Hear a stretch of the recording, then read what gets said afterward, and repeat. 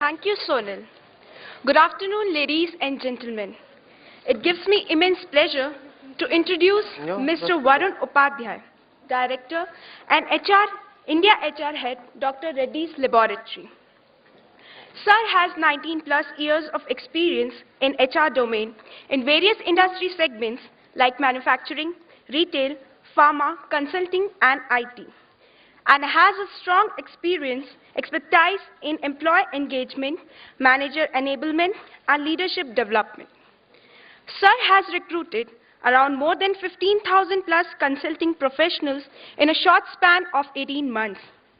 He has an experience of HR program management in setting up an HR offshore-onshore development delivery center with direct exposure of task of infrastructure planning, staffing, delivery management, knowledge transfer, and transition to onshore-offshore and stabilization of large HR processes, support, maintenance, and relationship management.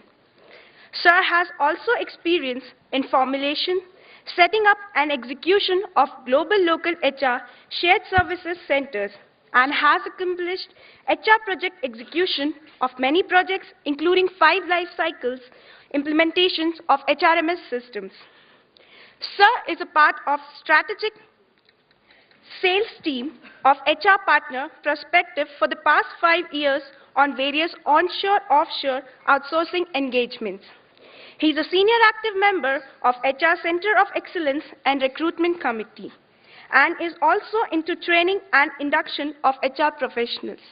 Sir, now I request you to come on podium and share your piece of wisdom with our student managers. Thank you.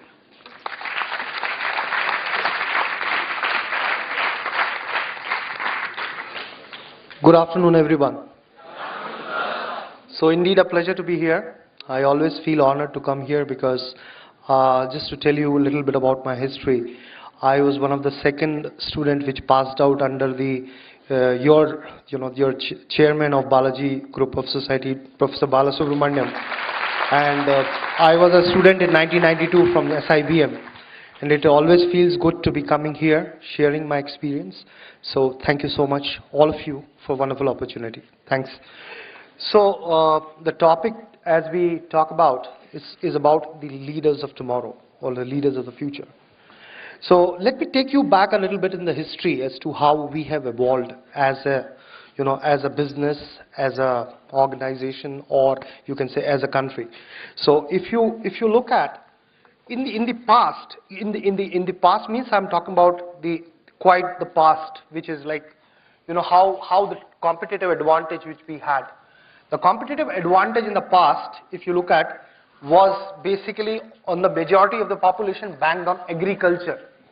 So the land became the critical factor when we talk about the competitive advantage or the advantage. The people who can lead were the people who had more access to the land. And if you look at like the history, like whether it was the Mughal era or the era of the Britishers, it was basically capturing the land, and that's where the competitive advantage was there. Then the times changed. The time changed and the time came for industrialization. The capital. Why capital was important? If you have money, you can manufacture anything, you can have a competitive advantage. This I'm talking about way back in 1960s it started. And it continued, this era continued for a long time.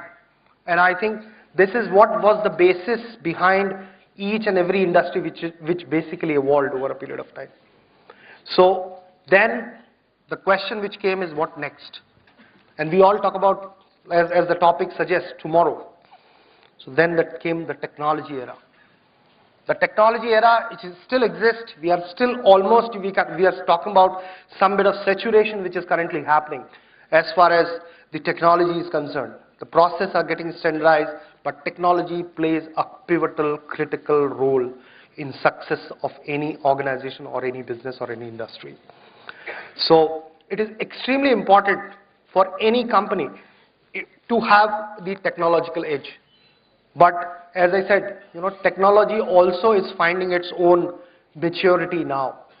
And we are seeing that, we are talking about social media, all those are like, it's becoming critical to, address them. And those who have that definitely have an edge. I think if you look at large, very, very large organization or Fortune 50 companies are extremely technologically enabled. So just to give you one, I was part of one of the conference in Geneva, and you know, one of the very large companies, IT head was there, and he asked one question to many of the CEOs and the head of HRs as well as head of finance who were there in that conference, close to about 400 delegates from Fortune 100 companies as well as some of the Indian companies. I was fortunate to be there. He asked, okay, now as an IT head, he said, how technology has helped you all? So most of the people, in a satiristic manner, they said, you know, it has become a big pain now. So then he said, okay, why? He said, no, it's more of this thing that we started that it will help us in decision making, but it is becoming that, you know, maintaining it itself takes away 30 to 40 minutes of our time. So I don't think there is any advantage which we have got. So the second question which the IT person said is that I have one humble request to all of you. Can you all switch off your iPads and cell phones if possible, not on silent mode, not even on vibrate mode, just switch it off. And many of the people actually were a little uncomfortable. I said, you know, that person said, you know, as an IT head, it gives me an immense satisfaction that you say that it's not helping you, but no one is ready to switch off any of his iPads or iPhones. So what does it indicate? Basically, technology is going to be here and it will remain. But at the same time, when we talk about future, how the future looks like, the future is not technology is expected to have, capital you are expected to have, and even the, you know, any other aspect which we talk about, processes, systems, everything we need to have, what is going to play a critical role in the next part of in the next few generations. So I have my own take on this and I have done my own research. This is the critical part. I think how many of you are from the HR community out here? So I have a good news for you. It's going to be all this given people. It's going to be people who are going to play a critical role. How you manage your human resource, how you manage your people is going to play extremely critical role. An excellent example which exists today has been Infosys, GE, IBM, so many companies which are there. Or even for that matter, GE has exceptionally brilliant HR processes and systems to ensure that they have this competitive advantage. How many of you agree? I don't see that enthusiasm. Do you people agree? Okay. So I think that's going to be the key. Now let me tell you why I feel so. Because, you know, like with the social media, which is becoming very, very important. And let me tell you, share with you some of the experiences. I was at some of the, you know, premium institutes last year for a, you know, to deliver a lecture similar, not similar in this nature, but more from a, you know, personality development type. And I was asking people there, most of the students and most of the people were talking about that, you know, I think I'm very well networked. I said, can you please explain what this networking means as far as you are concerned? You say that you are well networked. He said, no, I'm there on Twitter, I'm there on Facebook, I'm there everywhere. However, when we talk about it from an organizational standpoint, the networking means talking to people, meeting people, understanding different sentiments, understanding the different aspect of how the people are. So the acceptance of the individual currently is becoming a big question right now. Do you all agree? So social media is good. It's good to have a view. It's good to have a view. I'm not against social media, but is it something which is helping each one of us to understand when we lead teams? Is it social media which is going to help? It's going to be all our interpersonal and people skills, which is currently becoming a little difficult to find, which many of the organizations do struggle, especially when it comes to people when they hire from the campuses. The interpersonal skills with nucleus families in place, I think this is becoming even more and more difficult for people to gel together, come as a team. And that's something which is very, very important when you talk about delivering results through people. Now just to give you, I think within our organization, I think 1.5 years back, you know, our CEO came and he said, currently I'm not seeing the growth happening from last 2.5 to 3 years the way I expected it to be. We are undermining and we are not performing to the level which we should be performing. Then they said, the CHRO plus we all, the management team, we basically said that yes, that is true, and currently what is happening, what we have from a standpoint, what we look forward for, in a leader, what the leadership competencies we should look at, I think they are not reflecting the way the market is changing. So we as an organization, basically what we did, we went off-site for 2 days and we debated, thought about it, and then came up with this thinking, what kind of competencies which will take us to the future, to develop future leaders. So I'll come to that point. So just to give you on this, why we say people is the advantage. Every other model, whether you talk about process model, business model, those can be copied. But when it comes to people model, when you know how to handle people, when you create satisfaction, the competitor cannot copy that easily.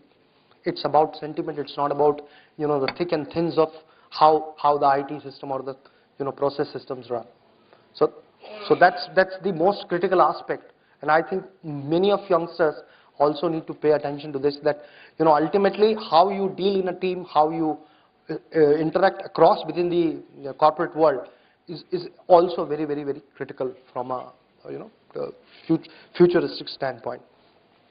So pricing strategies can be copied.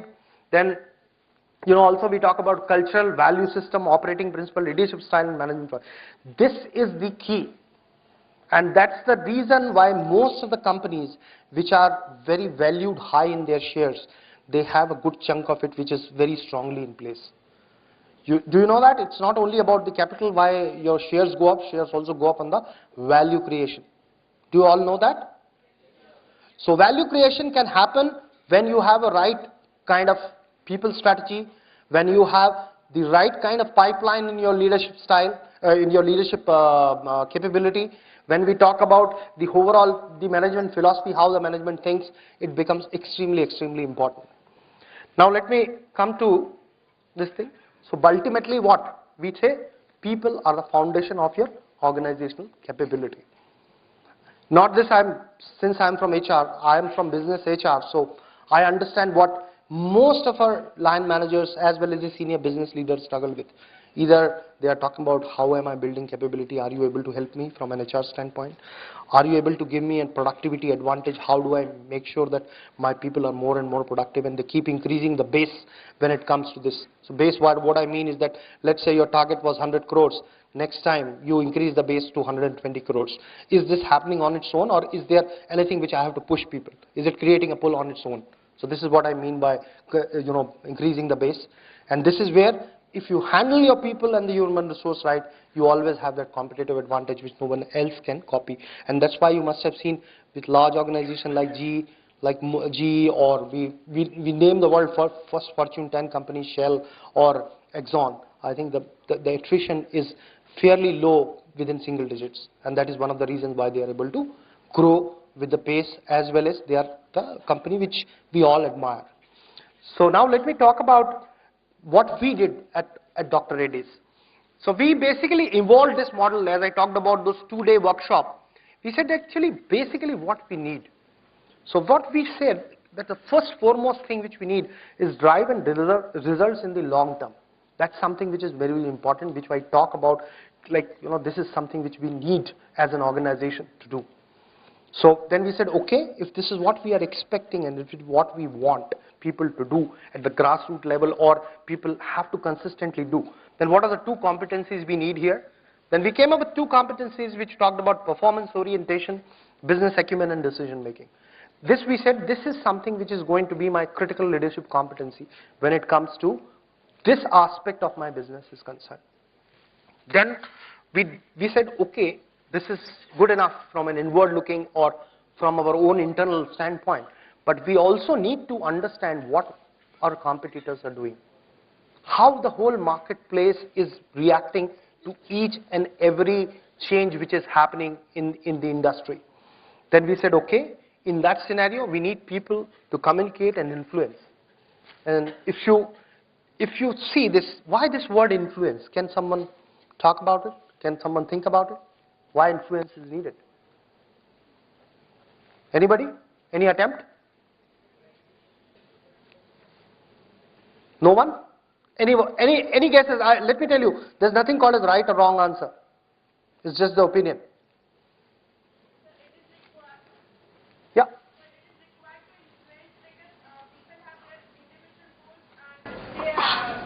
They are working in the organization, so there has to be a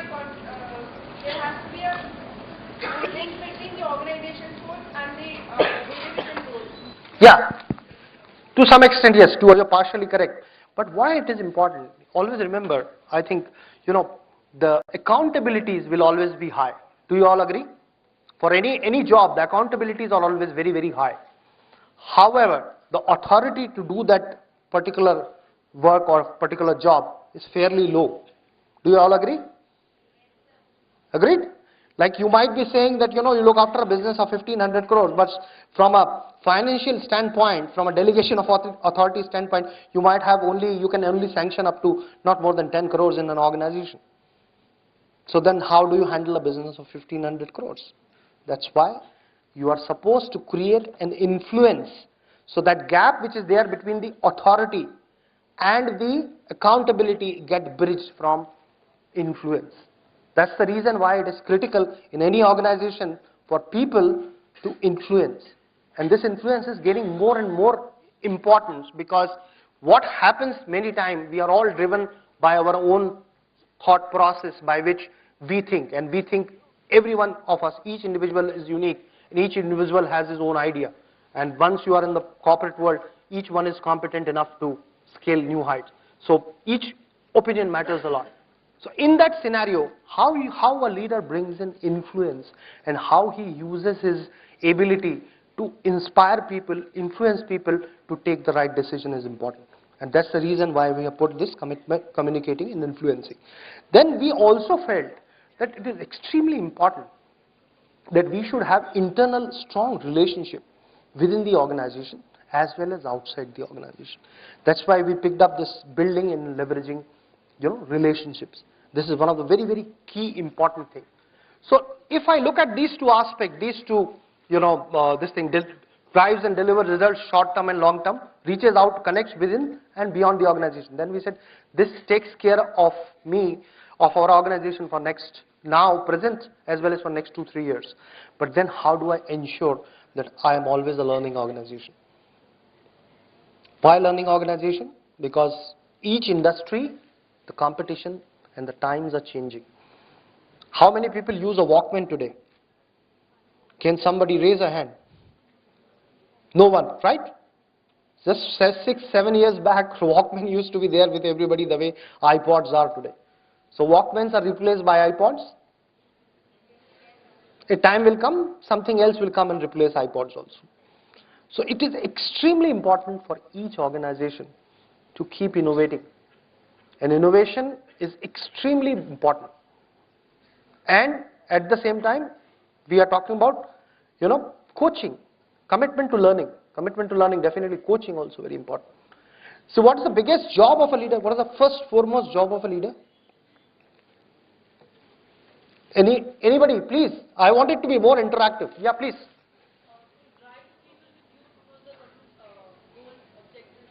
Okay, good. Anybody else? Yes? Step into the shoes of the people who we lead and then empathize with them rather than just sympathize and lead them accordingly. Okay, that is true. Also true. Anybody else?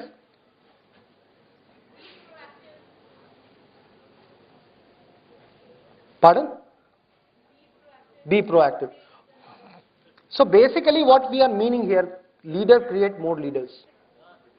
Do you all agree? Leaders' job is to create more leaders. If that is not happening, yeah, that's exactly what I'm saying. That leader build more leaders. That's exactly what we want as an organization to happen. That's the reason coaching is there. We want people to coach. We want people to take out time. Coaching is not something which happens like, it's an exercise. It has to happen on a continuous basis. And how we as HR people, How do we create an environment where the consistent coaching is happening? So, Yeah. so to show the right path to the people who are working for the leader. Yeah, exactly. That's what I'm saying. Leader creating more leaders. Yes, sir. That's precisely my point is, and that's where I'm coming from. And if that churn and that cycle keeps on happening, then automatically you be assured, the organization will always have a healthy pipeline. And this is what we call building a leadership pipeline. Do you all agree? Okay. And then innovation and problem solving. So innovation, I think as pointed out by my previous presenter also, innovation doesn't mean every time something new. How you do your own things in a new way, in a different way, is the innovation. Definitely, we are a pharma company. We always innovate. We always keep and invest a lot on innovation to come up with new molecule which can help provide healthier lives to people. But at the same time, innovation can happen in anybody's area, in any area which you basically are working on. Do you all agree or not? Yeah. Do you agree? Great. So basically, innovation is about how you can do things differently the way you have been doing it in a conventional manner. So this is what our leadership framework is. So I will just come down to a little bit on what we mean. So if you carefully look at it, I think it has very, very clear definition, like drives achievement of quality result through effective planning execution with focus on both process and people, drives high level of productivity, strives for surpassing standards of excellence by facilitating performance. So this clearly takes care of the aspect which we talk about. Like performance, the delivery on the ground is extremely critical. So if that happens, that means I'm happy, it's meeting expectation the way I want. Then what we mean here, driving results through people and through processes. Do you all agree this is an important competency in any leadership? Okay. Now let me move to the another one, which I talked about, business acumen. This is extremely important. I think most of you must pay attention to. Constantly seeks awareness of changing business priorities.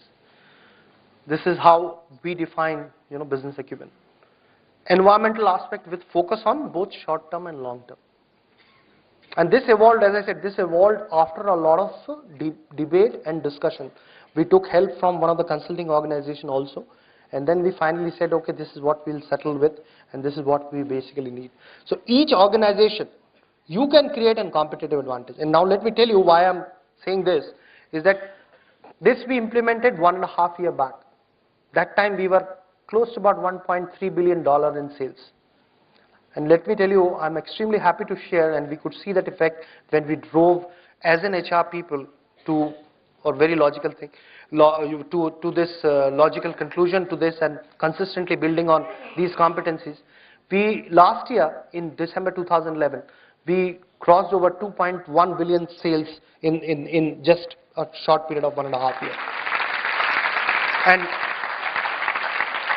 And we as a team, we as a team, as an HR team, I think we were facilitated for the Chairman's Award for this.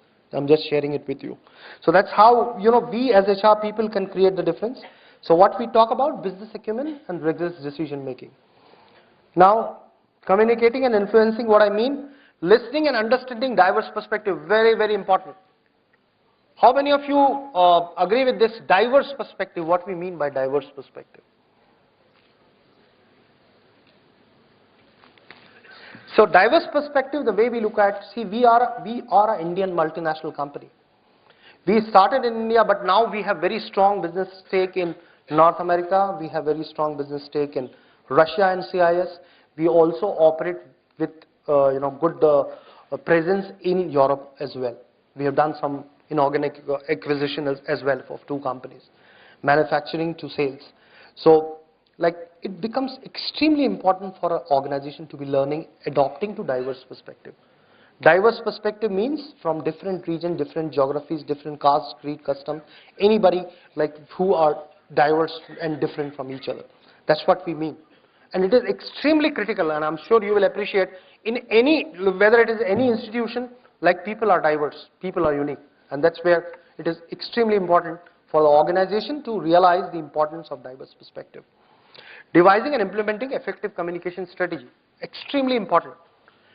Since you start becoming a bigger organization, the knowledge and the right to information is very, very high. People are anxious to know what's happening. What am I doing and how is it contributing to the overall goals and the business and the revenues of the organization? So this is extremely critical that we need to have very clear communication strategy by which our people are aware what they are doing and how is it contributing to the overall objective of the organization. So then, as I talked about, building strong network, leveraging relationship, valuing diversity. Again, we are talking about in the relationship, it is important that here I was saying understanding diverse perspective. Here I am talking about valuing that. So it is extremely important to understand but also value. And how you value? When you have a respect for the individual. Then commitment to learning and coaching, extremely important. Why it is important is, as I explained it to you, that we need to consistently learn, and all those organizations which have survived in the thicks and thins of the times are the ones who were always learning organizations.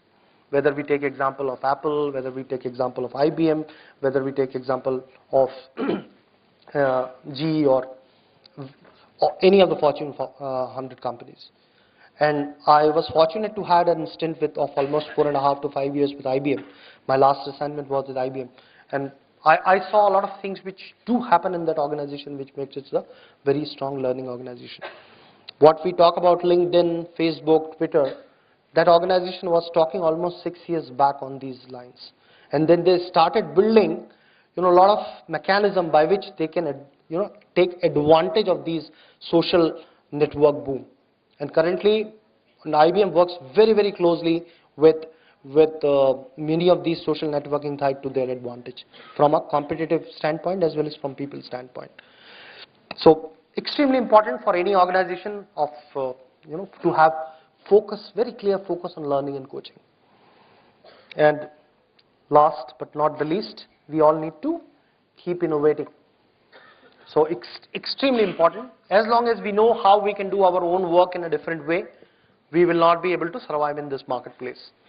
And the best example has always been, I think last time I was also about to talk, how Kodak moment, I think that's used to describe basically the photography in the world. But now that company doesn't exist anymore. And that's precisely what it is. They were the first one to have that advantage.